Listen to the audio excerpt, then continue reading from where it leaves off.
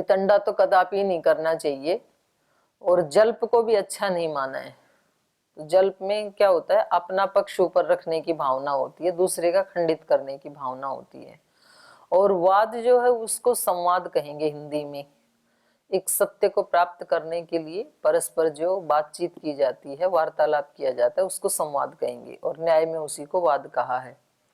तो ये कभी कभी आपस में भी बातचीत करते थे ऋषिगण, और सुनाना श्री राम को चाहते थे, राम को ध्यान में रखते हुए। जैसे मानो राम इधर से जा रहे हैं स्नान करने के लिए, तो कहेंगे भाई अब तो इस वन में रहना ना बहुत मुश्किल हो गया है।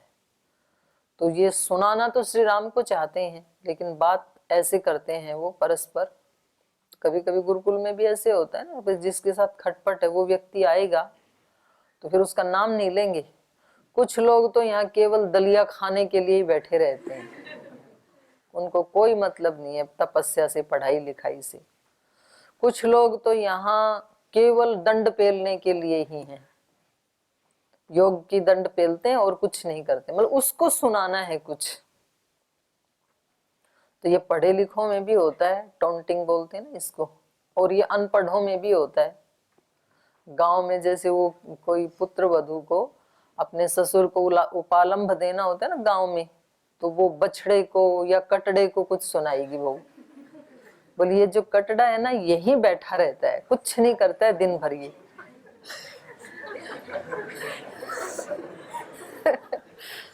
सच्ची बात बता रही हूँ ये मैं। अब वो बेचारा कटड़ा कहाँ जाएगा, वो तो वहीं रहेगा, और सुना रही है ससुर को, ससुर वहीं बैठा रहता है, वो कहीं जाता नहीं है। तो इसको जल्प कहते हैं, मतलब ये अच्छा तरीका नहीं है। इससे अच्छा तो उसी को ही बोल दो ना सीधा सीधा, क्योंकि इससे टॉन्टिंग से उसको और ज्यादा कष्ट होता है। तो ये सब में मिलता है, ये विद्वानों में भी मिलता है, कम पढ़े में भी होता है, अनपढ़ में भी होता है।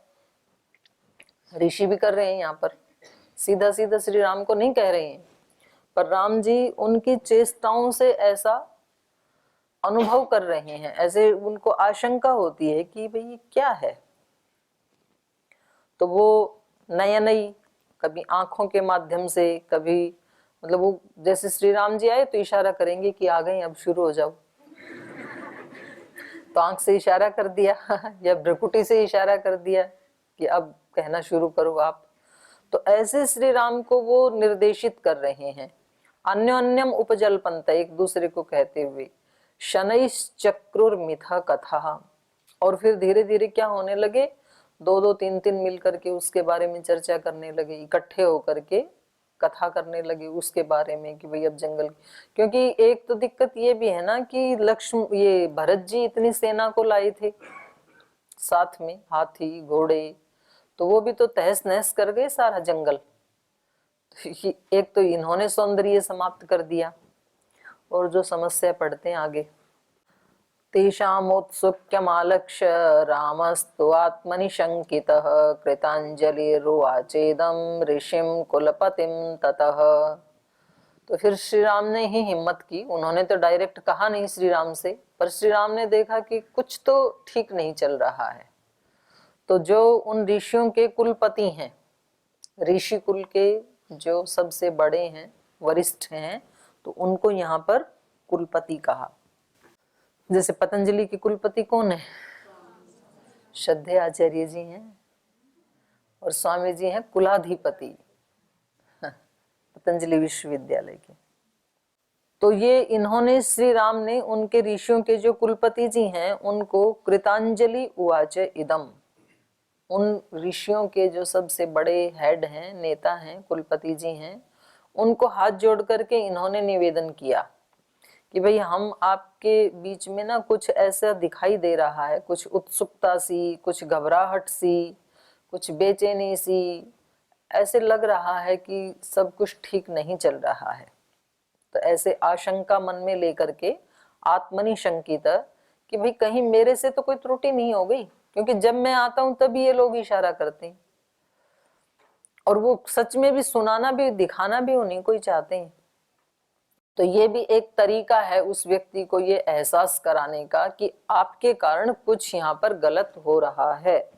लेकिन ये अच्छा तरीका नहीं है, क्योंकि उस व्यक्ति को ना इससे और ज्यादा कष्ट होता है। तो अच्छा तरीका तो ये है कि जी हमें आपसे कुछ बात करनी है, तो फिर उसको बता दो। और बात करने में भी ज्यादा हिम्मत नहीं हो पा रही है तो लिख करके दे दो, जी आपसे कुछ कहना था, वो मैंने इसमें लिख के दिया है। पर ये इस तरह से करना ये अच्छा नहीं है।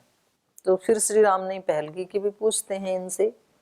तो मैंने, श्री राम को लगता है मैंने तो कुछ भी ऐसा तो किया नहीं कि मेरे कारण से इनको कोई कष्ट हो, लेकिन हो तो रहा है। क्योंकि जब हम यहाँ आए थे जंगल में रहने के लिए, तब तो ये बड़ा सुंदर स्थान था तपस्वियों का और ये बड़े प्रसन्न थे। लेकिन जब से हम आए हैं तो उसके बाद से, और खास करके भरत जी के आने के बाद, तो ये ज्यादा ही परेशान से दिखाई दे रहे हैं। तो श्री राम उनसे पूछ रहे हैं हाथ जोड़ करके, न कश्चित भगवन् किंचित पूर्ववृत्तम इदम मयि दृश्यते विकृतम येन विक्रियन्ते तपस्विनः। तो वो कह रहे हैं कि भगवान, न कश्चित किंचित पूर्ववृत्तम इदम मयि, मेरे साथ पहले का तो ऐसी कोई मेरी वृत्ति प्रवृत्ति रही नहीं कि मैंने ऋषियों को कष्ट दिया हो या आप में से किसी को कोई कष्ट दिया हो। तो मेरा पीछे का जो ट्रैक रिकॉर्ड है वो तो बिल्कुल क्लीन है, तो ऐसा मैंने कुछ भी नहीं किया। लेकिन दृश्यते विकृतम ये न, जिस अपराध के कारण, जिस विकार के कारण आप लोग मुझे इस तरह से देखें, आशंका की दृष्टि से देखें, या आप परेशान हो मेरे रहने से, ऐसा मैंने कुछ तो नहीं किया। ये न तपस्विनः विक्रियन्ते, जिस विकृति के कारण, मेरे जिस विकार के कारण तपस्वियों में कोई विकार आए, तपस्वियों की शांति को विकृत किया जाए, ऐसा मैंने पहले कुछ भी नहीं किया, अभी भी नहीं किया। अथर्षि जरया वृद्धस्तपसा च जरांगत वेपमान इवोवाच रामम भूत दया परम। ये आ की मात्रा हटा लीजिए, है ना, दया परम है, ये दाया परम लिखा हुआ है ना। अथ ऋषि जरया वृद्ध, तो अब जो ये इनके कुलपति जी हैं, जो जरा के कारण वृद्ध हो गए हैं, जर्जर शरीर के कारण वृद्ध दिखाई दे रहे हैं, क्योंकि तपस्वी प्राय खाने पीने का ध्यान ठीक से नहीं रखते हैं, तो उनका कृश ही रहता है शरीर। अथ ऋषि जरया वृद्ध तपसा च, और तपस्या से भी वो वृद्ध हैं और जरा से भी वृद्ध हैं। जराम गतः, जरावस्था को प्राप्त हुए हैं, अर्थात वयोवृद्ध भी हैं और तपोवृद्ध भी हैं, तभी तो कुलपति बने। तो उन्होंने वेपमान इव वाच, थोड़े कांपते से हुए बोले, क्योंकि शरीर कृश है और श्री राम को कोई दोष दिखा भी नहीं सकते, क्योंकि उनको भी पता है कि राम तो एक आदर्श पुरुष हैं। तो इसलिए ऋषि वेपमान इव उवाच, थोड़े कांपते हुए से बोले, माने उनको भी पता है कि भी इनका कोई दोष नहीं है। दोष हो तो फटाफट बता सकते हैं दोषी व्यक्ति को, पर जिसका खुद का दोष नहीं है और परिस्थितिवश ऐसा हो रहा है, तो फिर उस व्यक्ति को कहने में भी शंका होती है कि जी कैसे कहें आपसे, हम भी जानते हैं आपका कोई दोष नहीं है, लेकिन आपके कारण हो रहा है ऐसे। तो उन्होंने रामम भूत दया परम, सब भूतों पर दया करने वाले जो श्री राम हैं, श्री राम को उन्होंने इस प्रकार से कांपते हुए से कहा, त्वं यदा प्रभृतिह्यस्मिन्नाश्रमे तात वर्तसे तदा प्रभृति रक्षांसि विप्रकुर्वन्ति तापसान्।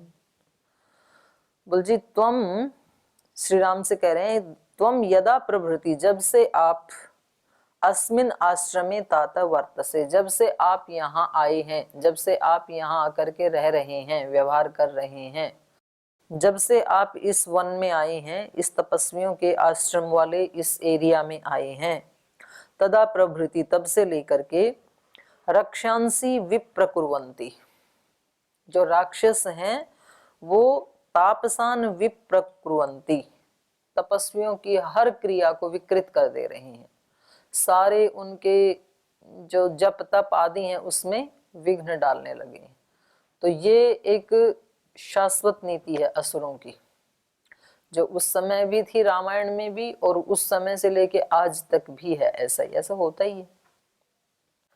अब कुछ लोग जैसे श्रद्धेय स्वामी जी महाराज हैं, या तो और कोई ऐसे जो संत महात्मा हैं, तो वो जब कोई बड़ा कार्य करते हैं तो जो छोटे लोग जो बहुत उत्पात कर रहे थे, तो उनको लगता है कि भी फिर तो हमारा तो कुछ वो रहेगा ही नहीं। उसमें कोई ड्रग माफिया हैं, कोई शराब माफिया हैं, मल्टीनेशनल कंपनीज हैं, तो क्योंकि वो 1 पैसे की 2 पैसे की जो दवा है उसको 20-20 हजार में बेचते थे। और क्या, ऐसा तो है, ये एलोपैथी दवाइयां हैं, ये 5-10 पैसे की उसकी वो है रॉ मटेरियल की कीमत, और 20-20 हजार में बेचते हैं एक एक इंजेक्शन। 25 हजार 30 हजार, क्या तबाही कम मची है। कोरोना काल में लोगों के घर भी लूट गए और व्यक्ति भी लूट गए, दोनों बातें। और अब जैसे श्रद्धेय स्वामी जी महाराज उसके बारे में इतना मुखर होकर के बोलते हैं, WHO तक को चैलेंज दे देते हैं, तो अब जिनके स्वार्थ के ऊपर चोट लगती है तो वो तो व्यक्ति तिल मिलाएंगे ना। अब तिल मिला करके वो स्वामी जी का कुछ कर नहीं सकते, क्योंकि उनसे तो टक्कर कौन ले भाई। तो फिर क्या करते हैं, बहुत सारे जो कार्यकर्ता हैं, अपने करोड़ों कार्यकर्ता हैं, उनको सुनाने लगते हैं, वहां उनको तंग करते हैं। तो फिर वो कहते हैं कि जी स्वामी जी को बोलो ना थोड़ा कम बोला करें, तो हमें रोज सुनना पड़ता है। किसी के घर में पीछे तो जब आपने वो किया था कांग्रेस के खिलाफ जो आंदोलन किया था, जितने भी हमारे दानदाता थे सबके घरों में जा जा करके छापे मार के उनके सब सामान बिखेर दिए कि तुमने इतना दान कहां से दिया, लेकिन मिला कुछ भी नहीं। कितनी बड़ी कृपा है भगवान की, देखो। और फिर यहां से कि आपने ये इतना जो लिया है दान लोगों से, तो उसका हिसाब दो किस किस से लिया है। तो वो तो श्रद्धेय आचार्य श्री शुरू से ही मतलब इस मामले में महाराज जी को तो पता नहीं होता है। महाराज जी तो एक बार कोई चेक आदि आए तो उसको भूल ही जाते हैं।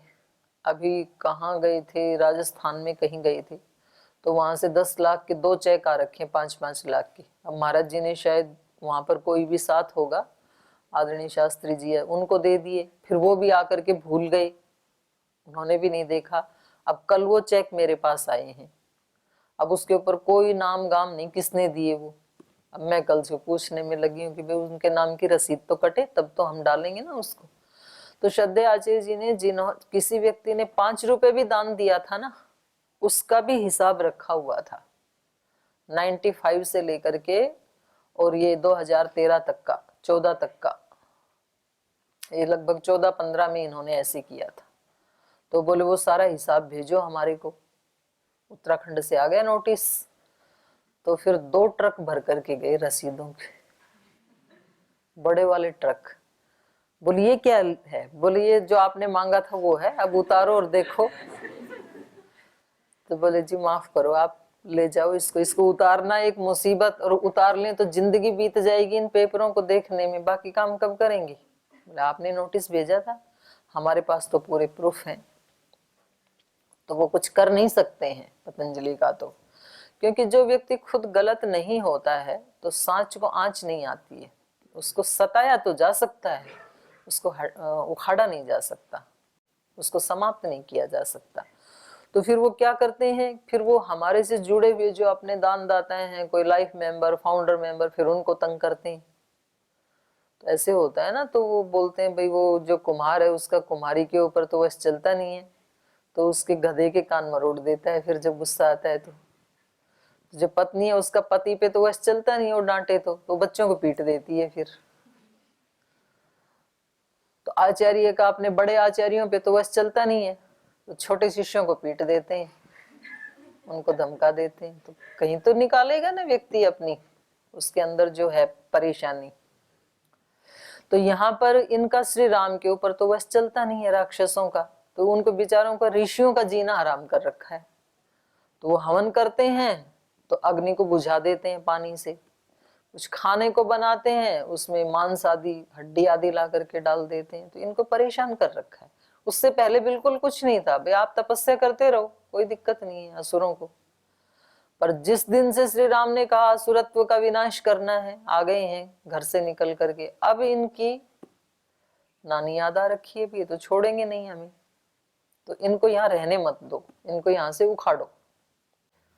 कांग्रेस वाले तो सीधा सीधा ही बोलते थे उस समय, बोल स्वामी जी आप एक जन्म नहीं, जन्म जन्म तक योग सिखाते रहो, हमें कोई दिक्कत नहीं है, लेकिन आप राजनीति में सुधार होना चाहिए, काला धन आना चाहिए, शिक्षा व्यवस्था चिकित्सा व्यवस्था बदलनी चाहिए, ये सब मत बोलो, ये हमारे ऊपर छोड़ दो। तुमने तो किया ही नहीं, तुम्हारे पे तो छोड़ ही रखा था 70 साल से, और शिक्षा व्यवस्था तो 200 साल से छोड़ रखी थी, तो तुमने तो किया नहीं कुछ, तो फिर तो करना तो पड़ेगा ना। बोलो आप तो साधु हैं, आप तो केवल ध्यान कराओ योग कराओ, बोलो वो भी करवाते हैं, उसको तो छोड़ा नहीं हमने। तो इसके साथ साथ ये काम मत करो। अब मल्टीनेशनल कंपनियां कहती हैं कि आप दवाई वाली बात मत बोलो, आप योग कराओ प्राणायाम कराओ, उसको हम भी मानते हैं योग को आयुर्वेद को, लेकिन हमारी गलत है ये मत बोलो, बोलना ही पड़ेगा, वो तो गलत है तो गलत ही है।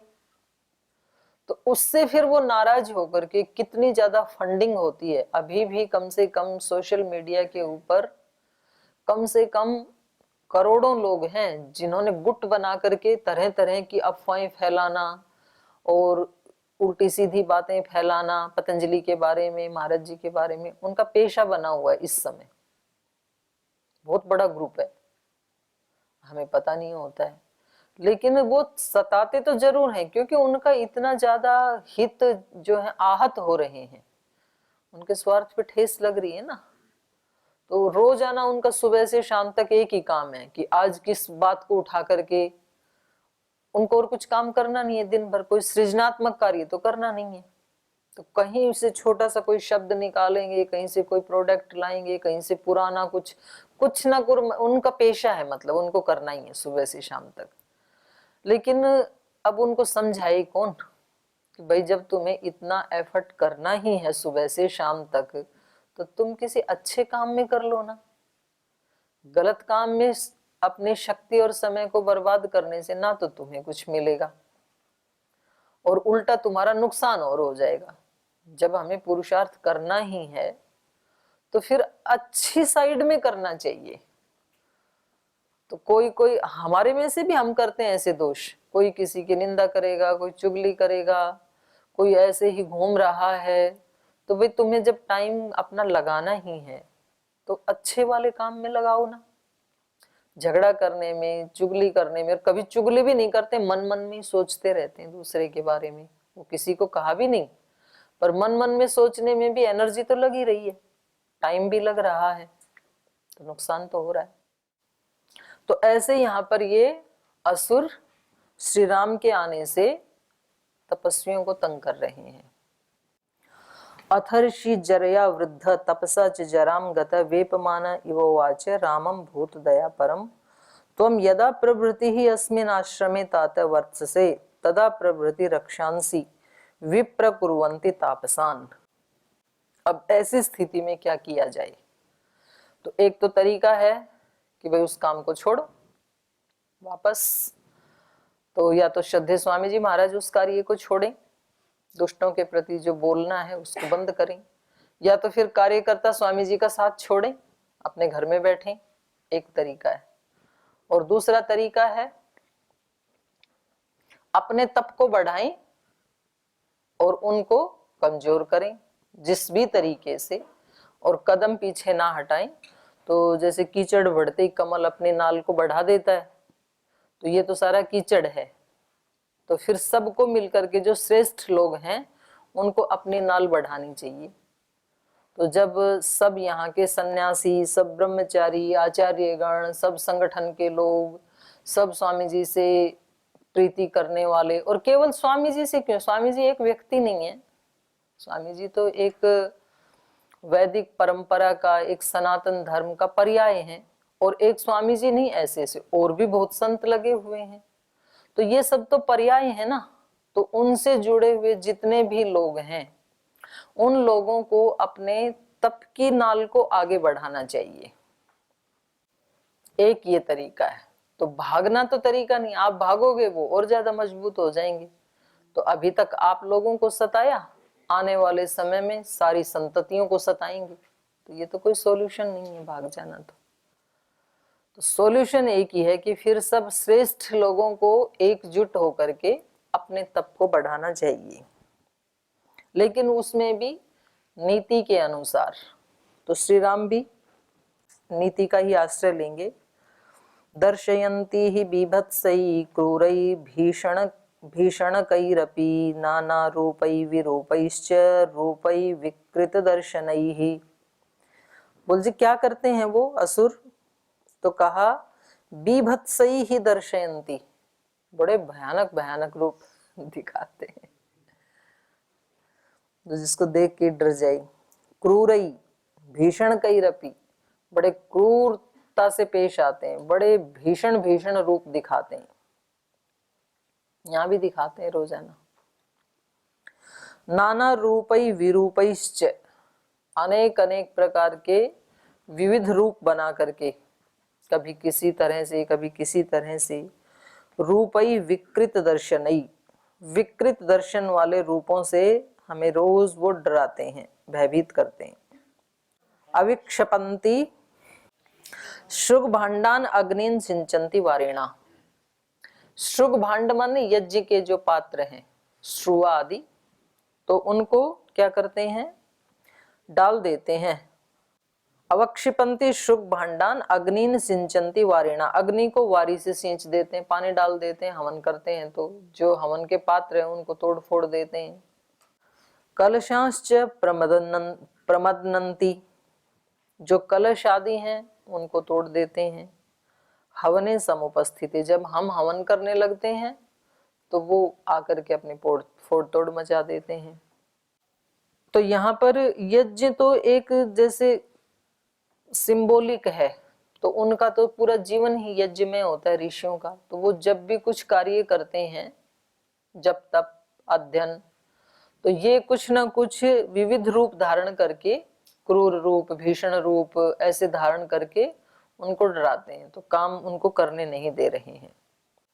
तत्पुरा राम शारीरम उपहिंसाम तपस्विषु दर्शयन्ति दुष्टास्ते तक्ष्याम इमामाश्रमं बहुमूलफलं चित्रम् अविदूरादितो वनम् अवश्यैष्ये सगणः पुनः सह अस्माभिरितो गच्छ यदि बुद्धि प्रवर्तते समर्थस्यापि हि सतो वासो दुःखम् इहाद्यते इत्युक्तवन्तं रामस्तं राजपुत्रः तपस्विनं न शशाकोत्तरैवाक्यैरवरोद्धुं समुत्सुकम् अभिनन्द्य समापृच्छ समाधाय च राघवं स जगामाश्रमं त्यक्त्वा कुलैः कुलपति सह। तो ये इन्होंने तत्पुरा रामः शारीरम उपहिंसाम तपस्वीसु दर्शयन्ति ही दुष्टः ते त्यक्षाम इमम आश्रमम। तो बोले ये दुष्ट राक्षस जो हैं वो शारीरम उपहिंसाम, शारीरिक कष्ट भी देते हैं, तो इसलिए दर्शयन्ति ही दुष्टाते त्यक्षाम इमम आश्रमम, इसलिए हम इसको छोड़ करके यहाँ से जाना चाहते हैं। क्योंकि वो हमें ना तो कोई हमारा जो दिनचर्या है उसको करने देते हैं, ना यज्ञ हवन करने देते हैं, ना योग करने देते हैं, ना खाना खाने देते हैं, कुछ भी नहीं करने देते हैं। अच्छा, उनके पास और कोई काम भी नहीं होता है असुरों के पास, उनका तो एक ही काम है भी कहीं भी ऋषि कार्य आगे बढ़े उसको तोड़ो, बस इतना ही काम है। तो इसलिए वो कह रहे हैं कि हम जाना चाहते हैं, इसको छोड़ करके ना कहीं और जाना चाहते हैं। बहुमूल फलम चित्रम अविदूराद इतो वनम अश्वस्याश्रमम एव अहम श्रैष्ये सगण पुनः। तो बोले यहाँ से, क्योंकि हमें तो तपस्या करनी है, तो हम गण सहित माने अपने पूरे ऋषियों के समूह सहित यहाँ से हम जाएंगे जहाँ बहुत सारे मूल हैं, फल हैं, चित्रम माने विचित्र प्रकार के, अविदूरात इतः, यहाँ से पास में ही कोई दूसरी जगह है, तो पूरे ग्रुप के साथ हम वहाँ जा करके अपना गुजारा करेंगे, वहाँ तपस्या करेंगे। यहाँ आपके साथ रहना बड़ा खतरों से खाली नहीं है। तो ऐसा उन्होंने कहा। तो श्री राम इसमें क्या कहते हैं आगे, तो ये हम कल पढ़ेंगे। यहीं विराम लेते हैं आज।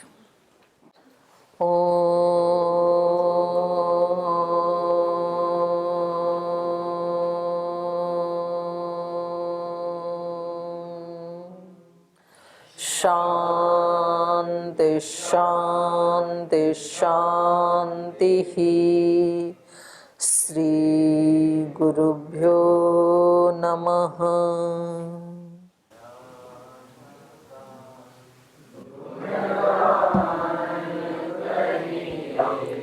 राम का गुणगान करिए, राम प्रभु की भद्रता का, सभ्यता का ध्यान धरिए, ध्यान धरिए। राम का गुणगान करिए, राम का गुणगान करिए। राम के गुण गुण चिरंतन, राम के गुण गुण चिरंतन, राम गुण सुमिरन रतन धन, राम गुण सुमिरन रतन धन। मनुजता को कर विभूषित, मनुज को धनवान करिए, ध्यान धरिए। राम का गुणगान करिए, राम का गुणगान करिए, राम का गुणगान करिए। राम। ओम श्री